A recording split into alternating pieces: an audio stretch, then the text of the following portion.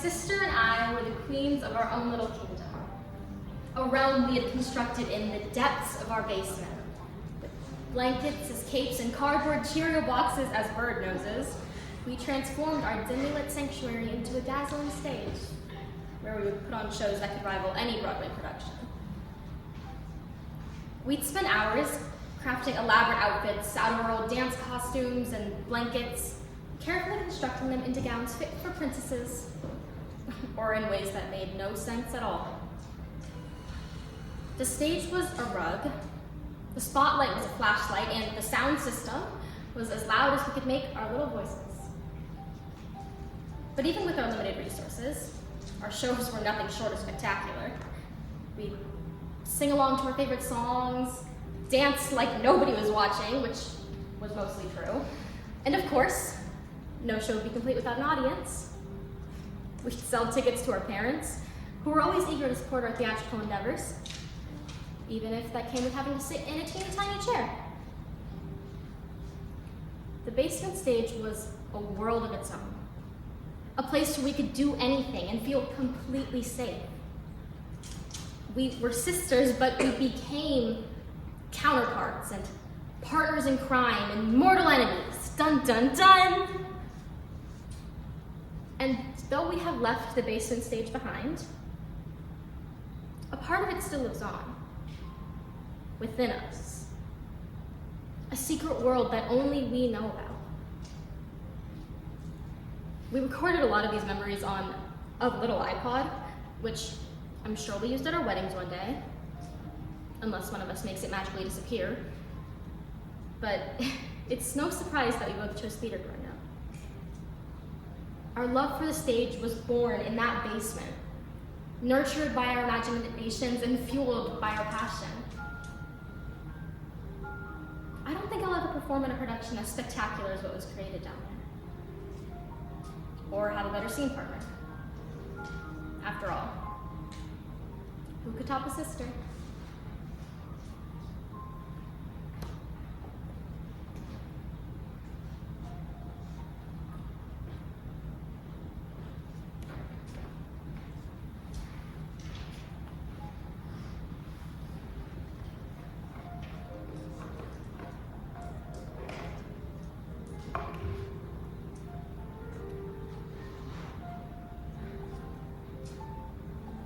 I'm hungry.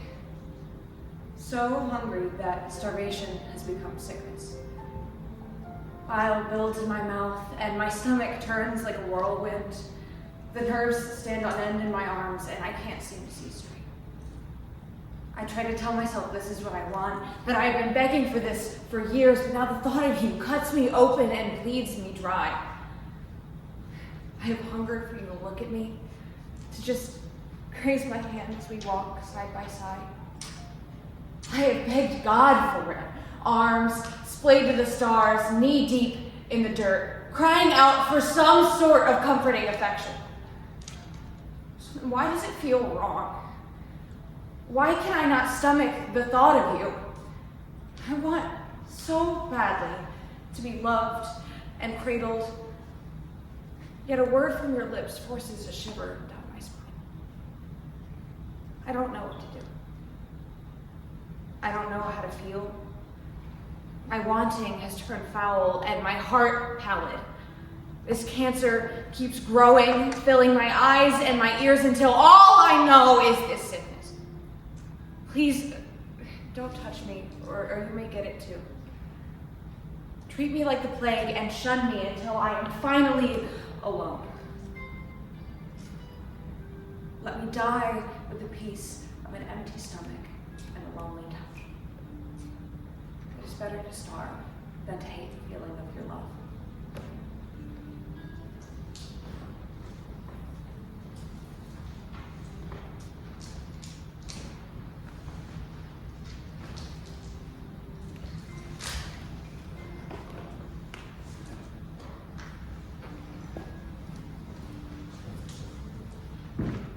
You know, the French have a name for this.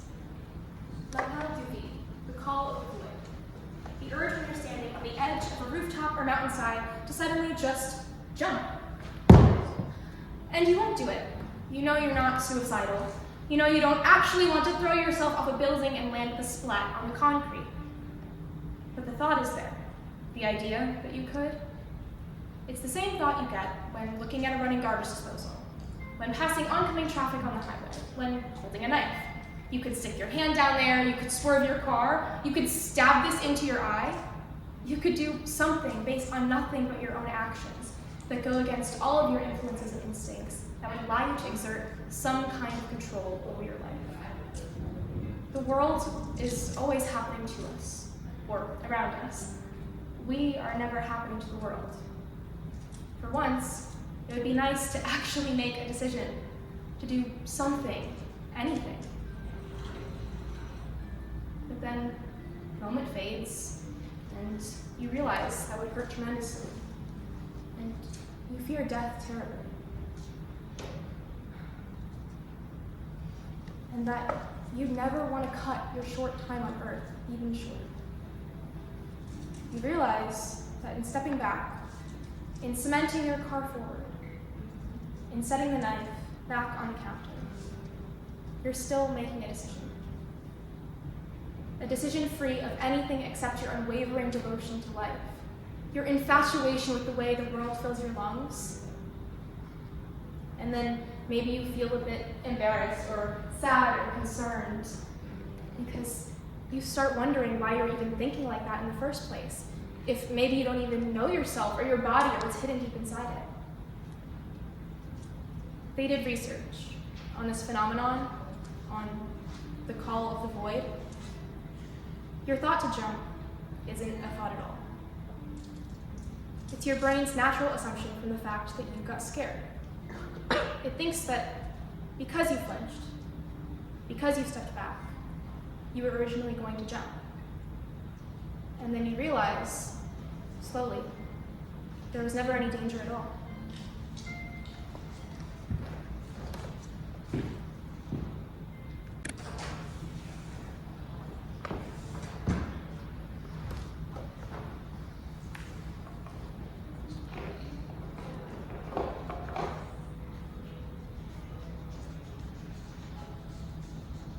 Roughly 7 months ago, my little sister wanted to go down a forbidden slide. She watched it from afar at first, waiting for her turn, wondering if she would even get one. She watched us all go down it. It looked like fun. I don't know if it was that she was just in a goofy mood or if she was genuinely feeling left out, but when I finally met her, it was the first thing she asked me. She wanted to go down the slide. I wasn't sure what to say to her. Of course, I wanted her to go down. My sister and I do nearly everything together. She's one of the most important people to me in the entire world. You know how you have many people in your life who you know, but don't really know, acquaintances? Often that's my family to me. Not my sister, though. She's the one person in my family who I can talk to. I mean, really talk to. I actually think I take the things she talks to me about for granted sometimes. It didn't dawn on me until recently that I was the only person in our family who she spoke to about her sexuality, her depression, her pain. We snuck her onto the forbidden playground, past the faculty and through the doors. Watching her go down that slide is now one of the best memories I have. The joy she had just anticipating going down the slide.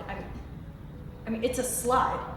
She's 16. You would expect it out of a little kid, maybe, but I don't think I've ever seen someone have so much fun on a slide before than she did in that moment. Her smile reached the edge of her face, and the way she held her hand over her mouth as she laughed, asking to go again and again as we snuck her around. I think that was the last time I saw her smile and laugh so genuinely. In my memory, those moments are slowed down. I don't remember exactly what I did before we brought her onto the playground, nor do I remember exactly what I did after. But every single moment that took place during that scene is engraved permanently in my memory. Every fleck of light from my phone's flashlight, every laugh that escaped her lips, every creak the slide made as she went down. If you lived only in that moment, life might have actually seemed like something worth living. Something good, without corruption. Just love. Just family. Hodgkin's lymphoma is a type of cancer that forms in the lymph nodes of the body. You know how the doctor feels your neck right under your jaw when you say that you're sick? That's what they're feeling for. They get inflamed when you're sick. You have them all over your body. She had been complaining about how bad her leg hurt for a really long time. They weren't able to figure out what it was. They had diagnosed her with a completely different condition and sent her through an entirely pointless and painful treatment process that did absolutely nothing for her. And Hodgkin's responds very well to cancer treatment, and the survivability rate is very high, but chemotherapy is still a long treatment process full of suffering. She's 16. She's my best friend, and I'm here, a state away from her, so swamped in the scam that is college, with homework and papers and clubs that I can't even find the time to call her. We are two very similar people. I even often tell my friends that she's just like me, only amplified by like 10. But in actuality, it's probably more accurate to say that I'm just like her. She shaped me into the person who I am today. Happy to be alive and happy to be myself. And now the person that I owe my happiness to, this poor girl, is suffering. And I am powerless to do a damn thing about it. Why am I allowed to watch my life grow and change constantly for the better, while hers is falling apart due to sheer bad luck? Why is she stuck going down the slide that was meant for me?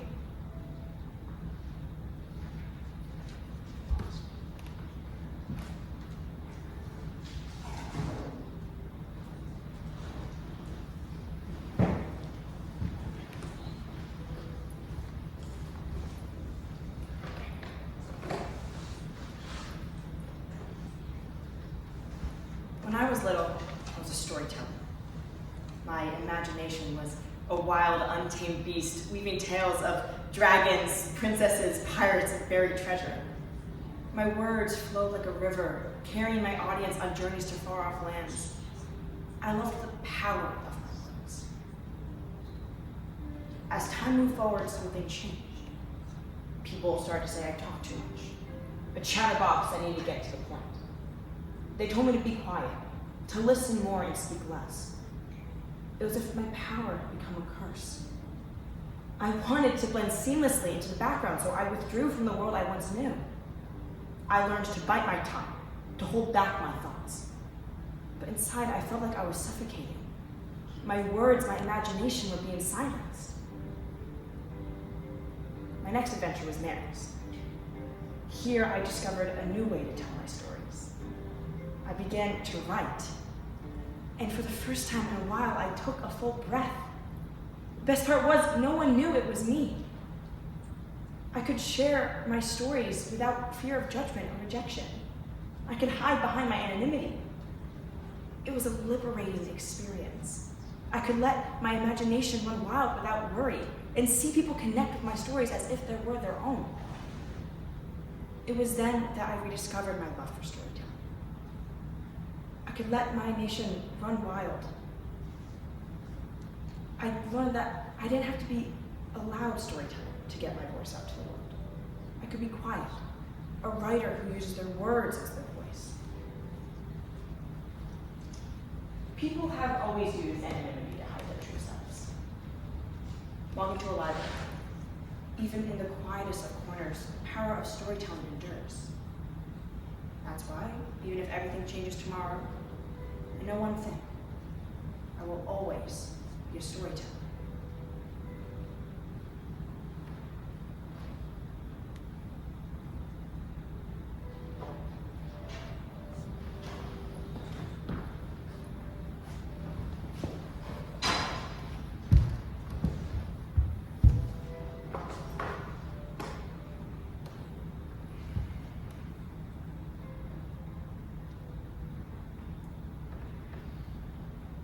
1, 2, 3, breathe.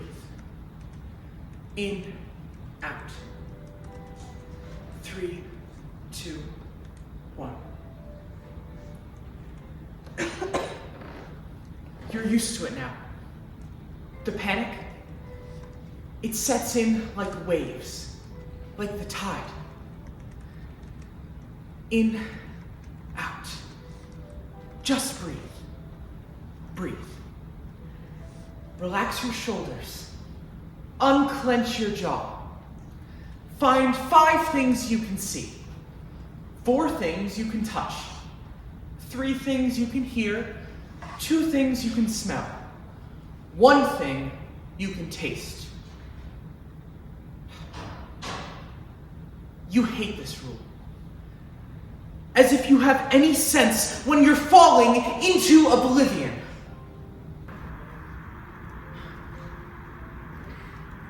Close your eyes. Focus.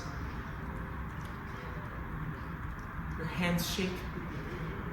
You can't sit still, and everything becomes just a bit too much to bear. That moment when you just can't feel and can't move, you know it all too well. It's something you've grown accustomed to living with, dealing with, surviving with. It's normal, but really, it's not.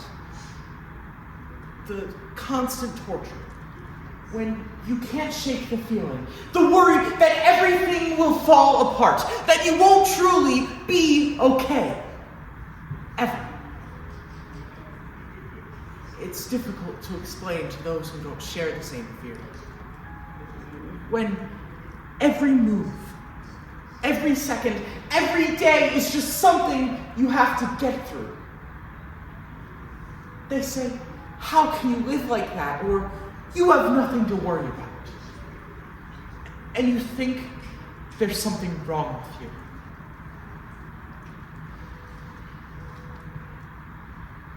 There is. You can't even go a few minutes without having to remind yourself that everything is going to be okay. Even when every ounce of your being is telling you it's not. The never-ending reminder that you have to think and do everything differently than everyone else. 1, 2, 3, breathe.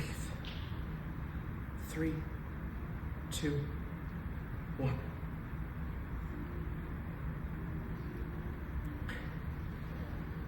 There's a noise in your head. A relentless reminder of what-ifs and worst-case scenarios. It's not always loud, but it's persistent. Like a dripping tap that can never be fixed. It's the feeling of being on the edge of a cliff, where every step forward feels precarious. Every decision made with the potential to fall over. It affects the simplest things. Getting out of bed, going to the store, talking to a friend. The world becomes a minefield, and you're constantly on alert, waiting for the next explosion. You start to question your own sanity, wondering if you're blowing things out of proportion when they say you're overreacting, or if maybe there really is something to be afraid of. And then there's the shame, the guilt. You feel like you're failing, like you're weak because you can't just push through it. It's being stuck in a quicksand of your own making, where every attempt to escape just pulls you deeper. You want to explain it to people to make them understand, but how do you put into words a feeling that's so deeply personal and yet so isolated.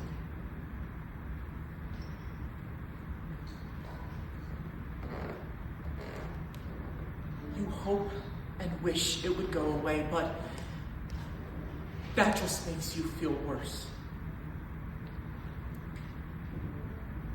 There's nothing you can do. 1, 2, 3. Breathe. 3, 2, 1.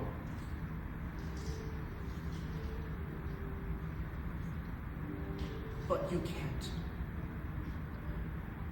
You can't breathe when life is suffocating you.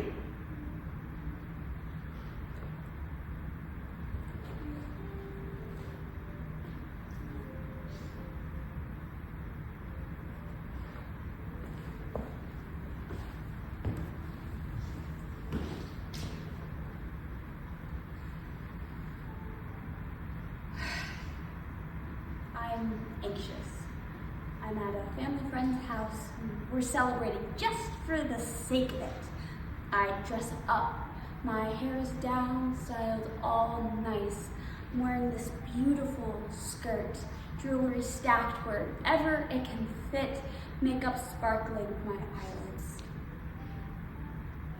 I don't feel beautiful right now. My body is beautiful. It's dressed up and presented perfectly, yet it doesn't feel like my own.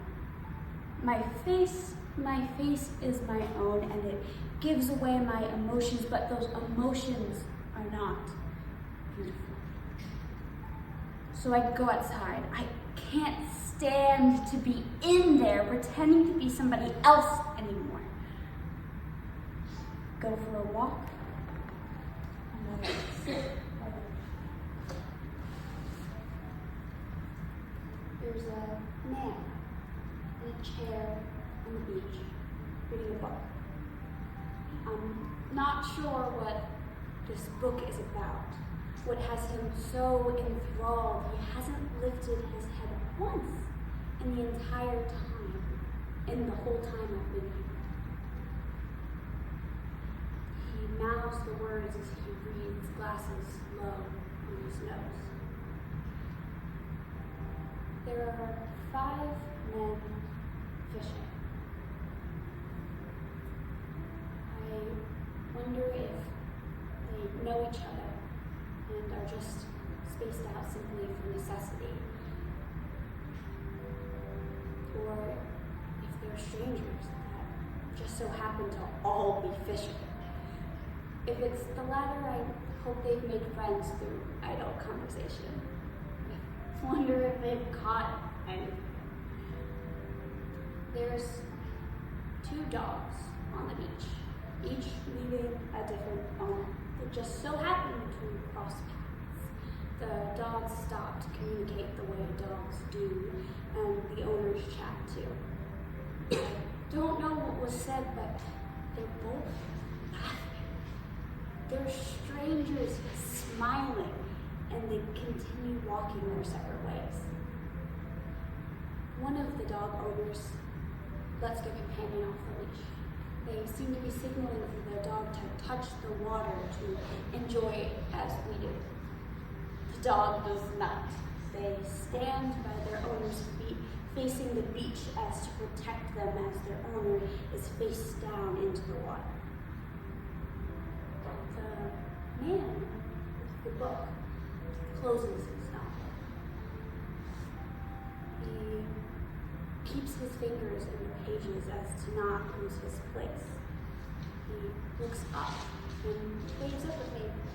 I wave back, we both smile. He turns away, opens his book again. Out at sea, there's 2 men on a boat. I wonder what they're doing. Probably fishing. Maybe they have better luck than the men fishing on the shore. Farther down the beach, there are 3 children. 1 of them back and forth bucket, maybe looking for rocks, maybe shells. Another has a shovel, lifting the sand only to throw it back into the water. And the last child, the smallest one, sits in the sand, getting as close to the water as she can. I've forgotten what it's like to feel the sand and not be bothered by it, to not be so concerned with such little things and just to enjoy exploring life before you've been hurt, before you know the weight of all things.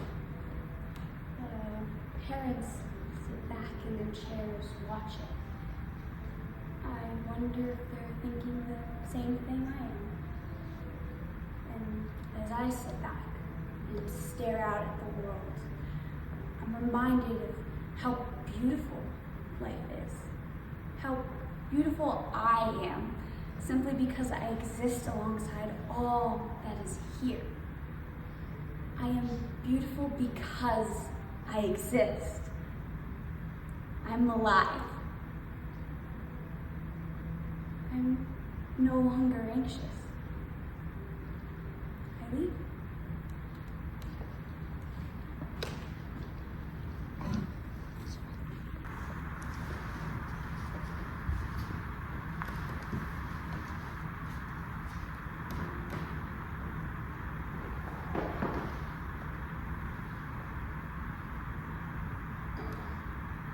Did you tell me you're in love with me? Of course, you have the right to hold these feelings and share them with me. That's not the issue. But then why did it still screw everything up? You were my best friend.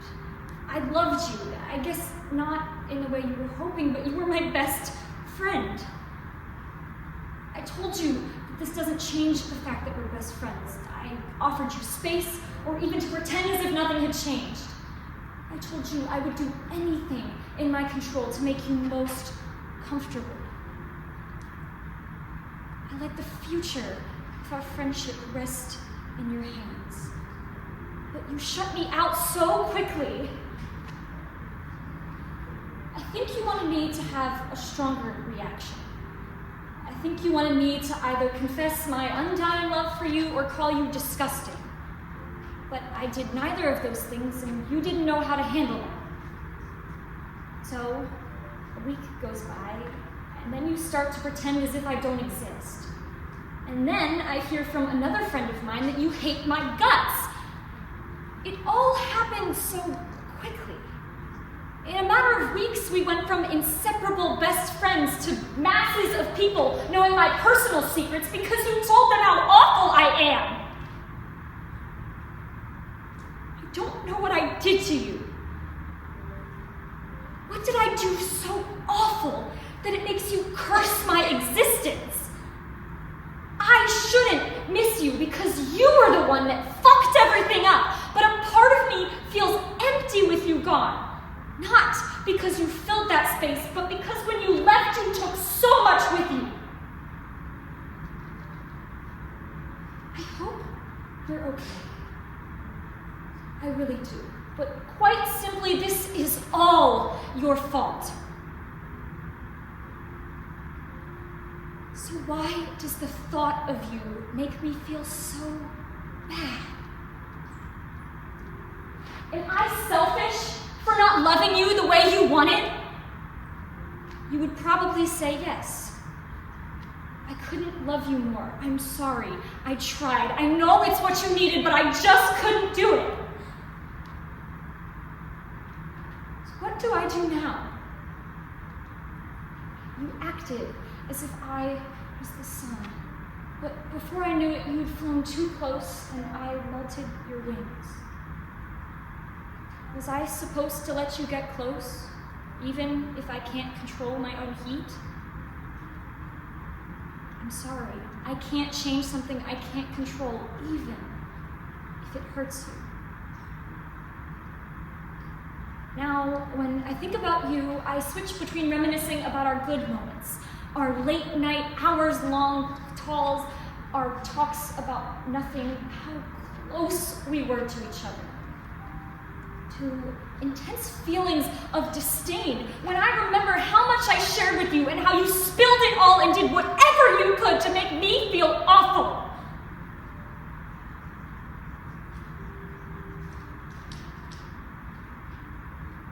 What did I do to you? Are you trying to make me feel the heartbreak I tried so hard to prevent you from experiencing? Even though it's been almost 2 years, all it took was a few hours back in town to mess me up again.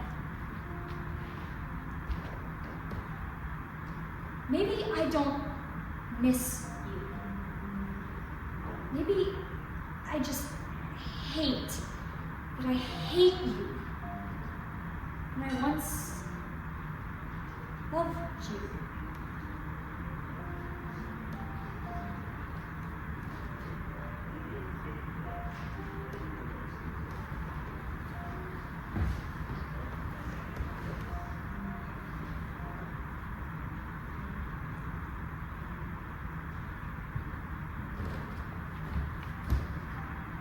It's a strange feeling.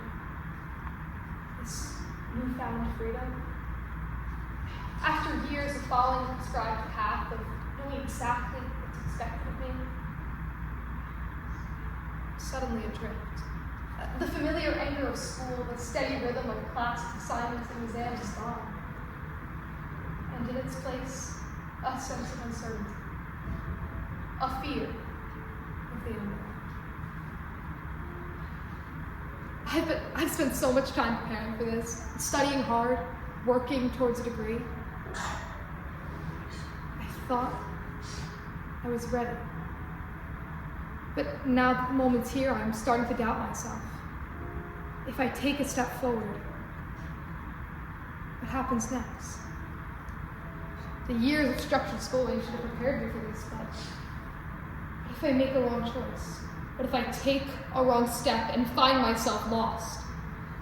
The temptation to cling to the familiar, to avoid risk, is strong. It's like standing at the edge of a cliff. The view, breathtaking. But the drop, terrifying. I know that the only way to move forward is to take that leap into the unknown.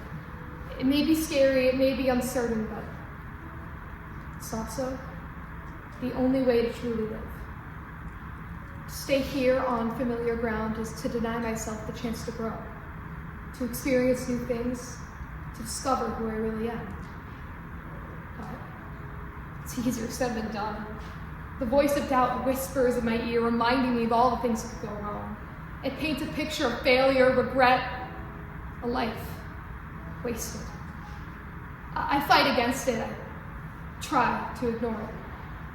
But it's a persistent companion. I need to find a way to silence that voice. I need to believe in myself, to trust that I can handle whatever comes my way. I need to remember that even if I make mistakes, I can learn from them and grow stronger. The future is uncertain, and that's okay. It's part of the adventure. The important thing is to take that first step, to embrace the unknown and see where it leads. I may stumble along the way, but I won't give up. Keep going, one step at a time, until I reach my destination, whatever that may be.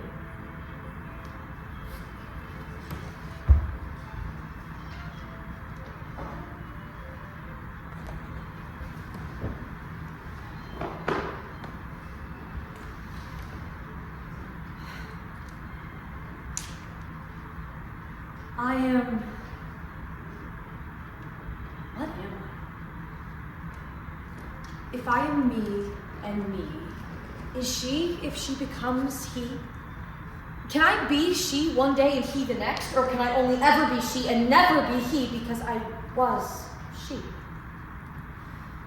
Maybe I am she, but I dress like he, and I cry because I'm she, but people tell me that I should dress more like she and less like he, so I'm not confused that she is me. When did dress become he or she, and why can't dress be I or me? If I do an activity that is not fully him, then I, of course, must have some she sprinkled in. Baby boy blue and girly pink, it all must be split down the middle, you think? She can't do this, and he can't do that, and at some point we have to stop this broken track. Who started this divide that we continue to abide? Without this distinction, do we just cease to survive? Why do we break things down into she and he, and why can't I just be me? Maybe if I can't choose, then I should just be more than one. Maybe they or them, a whole of the self. But if I, something in the middle, not truly defined, but if I pick they or them, people say that I've crossed the line. People say that when we are born, it's either he or she. But the truth is, to break it down, when we are born, we are neither she or he. I am and will always just be me.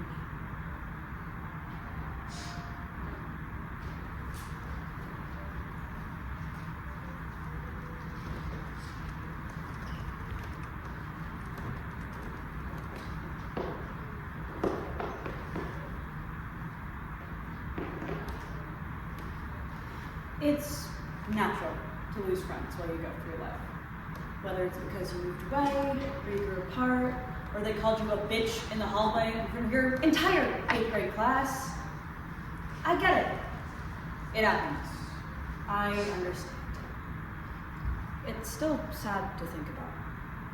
Sometimes there's this amnesty that festers. No matter how close you were someone once, you can't stand them now. Often, the root of the problem is that you and your friend have different values. Maybe they don't appreciate the friendship the same way you did. Or there was no trust. Or you both have completely different opinions on a topic and it tears you apart. The two of you stop talking. You roll your eyes at the mention of their name, stalk their Instagram every once in a while, and life goes on. There are also the friends you sort of drift from. You go to different schools, so the daily communication that held you together just kind of dissipates. They went on and made new friends. You did the same. You don't hold the same aggression towards them. They're simply just an old friend. Now, new friends. New friends are fun, because unlike older ex-friends, your future with them is unknown. There's a mystery to it. Think about your friends now. What do you want your future with them to look like? Personally, I think I've hit the jackpot. I dream about how years down the line we'll attend each other's weddings, go out for lunch every Sunday, maybe phone calls every Thursday. I can't fathom the idea of not having these people in my life anymore. That something so bad would happen that we stop talking or stop caring enough to try. But then I remember it's how I must have felt about my past friends, and yet here we are. I still think about the people that are not in my life anymore. Whether we ended on a good note or not, I still hold those happy memories we made together close to me. The games we played and our inside jokes. I remember the nights we'd go to my house and watch TV, and how we yelled at the TV. Go to my house and watch movies, and how we yelled at the TV when the character none of us liked made yet another bad decision. And the long, vulnerable talks we had in my backyard that would have us sitting out in the dark until 3 in the morning. It didn't matter then. We all lived close by, and we never wanted to stop talking. You still think about these people, what they're doing, if they're happy, if they're still with that boyfriend, or if they finally got out of that house. A quick thought, a small smile, and then you're getting ready to go to your new friend's place, because you finally convinced them to watch one of your favorite movies together. You get a call on your way out. It happened last night, and they're not having a funeral. It's one thing to not have someone in your life anymore, and another when they don't have a life anymore. There's a comfort in knowing someone so close to you, someone you cared so deeply for, is off doing God knows what. When that gets stripped from you, it's a crushing feeling. You haven't spoken to them in years. You weren't planning on speaking to them ever again, but now you can't, even if you wanted to. Tell your friends you love them. Hug the people around you. Text that person you haven't spoken to for a while. See how they're doing. It doesn't hurt to do these things. It might feel dumb or like you're talking to a wall, but do it anyway. Don't wait to tell someone how much they mean to you, because you never know what it'll cost you. I know I never will again.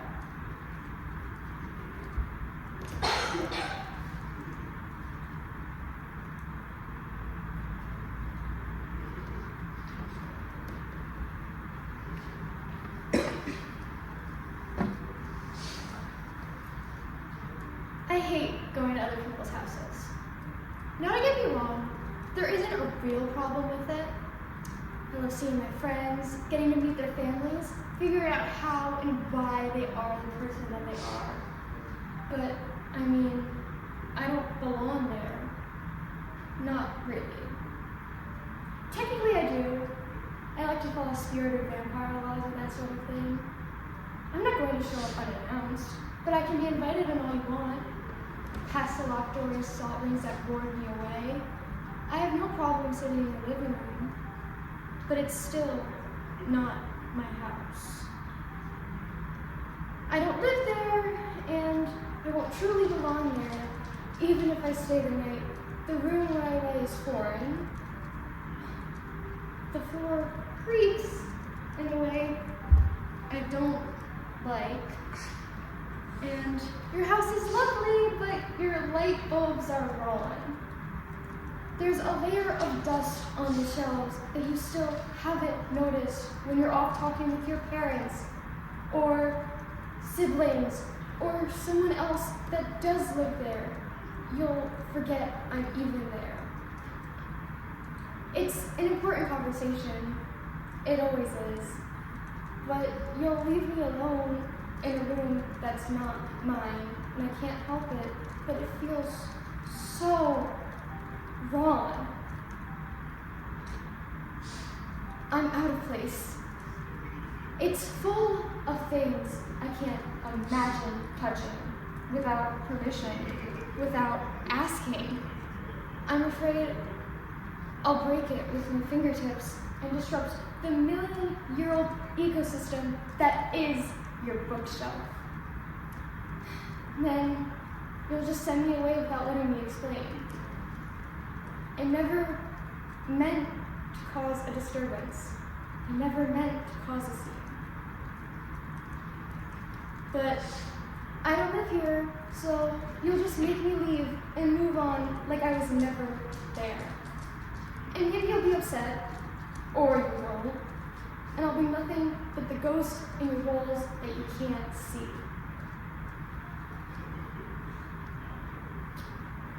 But it's not my house, so it doesn't matter. Not really. I felt like this when I went back home over break.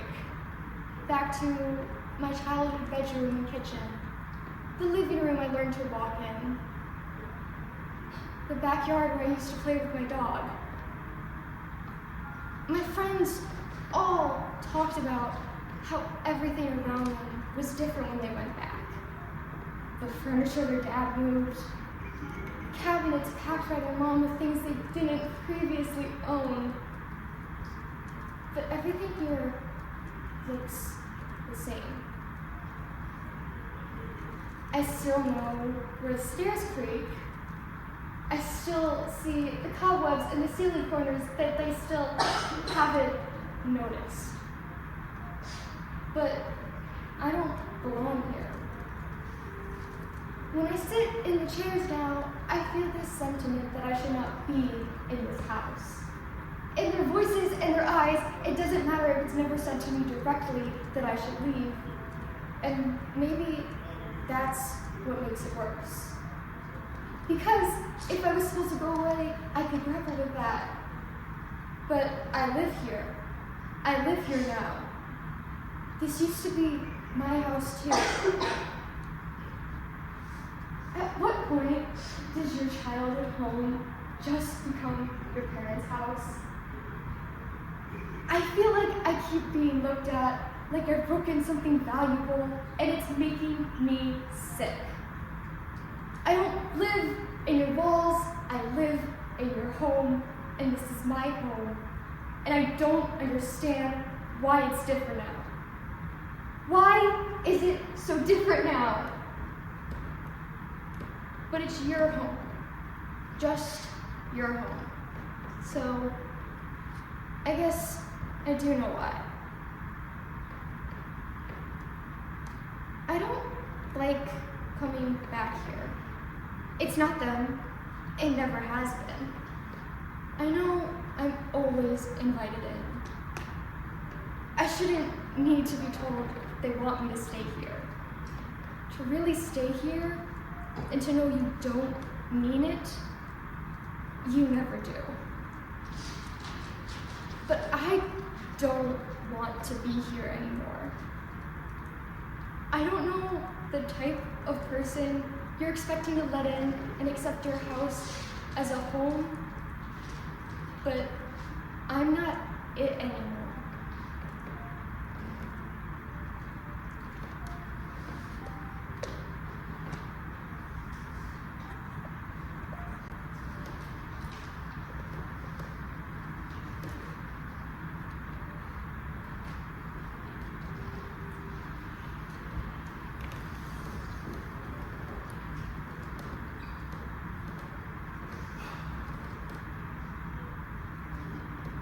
Are y'all over in the shower spilling your Bath and Body Works soap and realize you're going to be alone for the rest of your life?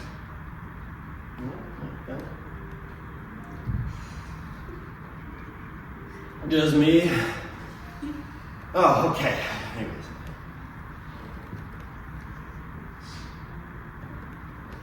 Actually not anyways. I know you're all lying. I can't be the only one who thinks they're going to be 50 in a house full of animals watching the reruns of Grey's Anatomy to feel something. And when I say this to people, they're always like, no way, you're a total catch. You'll find someone. I think they're full of shit. I'm not an extrovert. I don't go searching for people. They just gravitate to me.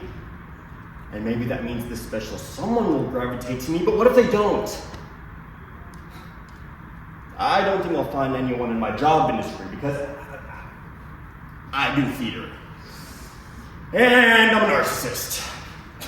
I can't be dating anyone that's better than me. So what's my other option?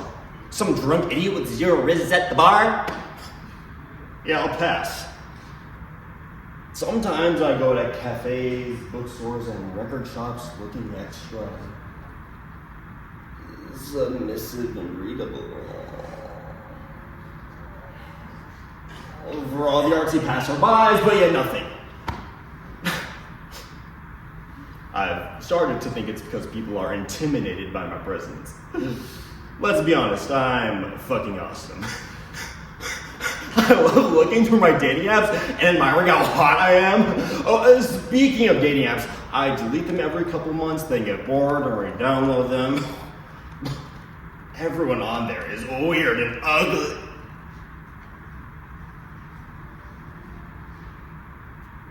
I mean, not my type. Anytime I see a couple being happy and enjoying each other's presence, I want to vomit. I feel like those girls in coming-of-age movies that awkwardly watches the popular kids make out behind the bleachers, longing to be like her someday, but also thinking they're the most vile things to walk this planet. How dare you rub your happiness in my face? And, before you even ask, yes, I have friends. Lots of them. I'm not a loser. I'm also a campus celebrity. I take pride in that. But see, the thing is with my friends, when we have sleepovers, they get the blow-up bed. So realistically, I won't be alone, but I will. You know what I mean? I just want to be loved. The type of love only a partner can give. And I have so much love to give in return. I've never been in a relationship before, and I graduate at the end of this year. I'm scared. These 4 years are when you meet the most important people in your life, and it's almost over.